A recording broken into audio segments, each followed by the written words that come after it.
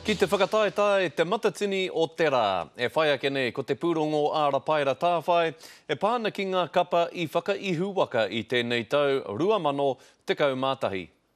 Ko te toa whakaihu waka o tēnei tau ki roto o Waiohika, te mātāna. Nā toa mo te taonga Duncan McIntyre mo tēnei tau. Kei te harikoa mō takutuahine, mō taini. Kei te harikoa hoki mō tana tamahine. Kei te harikoa mō te rōpū. Kei te harikoa I tae mai mātou katoa. E kore hoki e ngaro te kaupapa o tā rātou tū, arā te whakamaumahara ki a Taini Morrison, te kaitātaki wahine, whaia tino hoa hoki.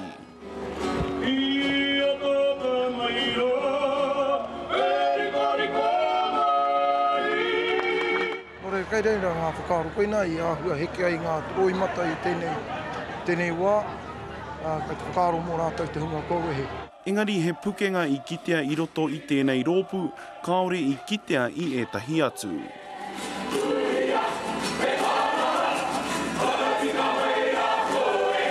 Te mea nui, kia au nei I tūtahi tātou, ngā kapa, ngā iwi katoa, I te wāhi kotahi, anō nei e whānau kotahi.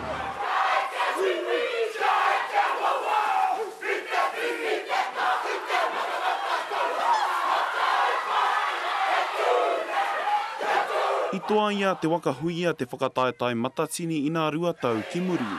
Engari he kake ngā kāore I kakea I tēnei tau, riro I a rātau te tūna tuarua.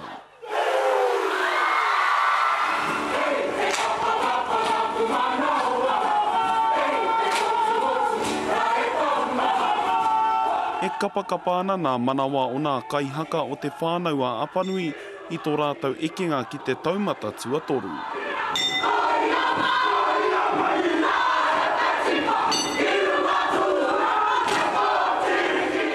Ngā rōpū e iwa I tū I runga te ātāmira, me ki I tae I runga I tō rātou tohungatanga mō ngā wahanga katoa o te kapahaka. Mai te whātekau kapa I tohua kia iwa nā kapa mo te whiringatoa. Nā ko enei kapa e toru I eke ki tā ngā kai whakawa.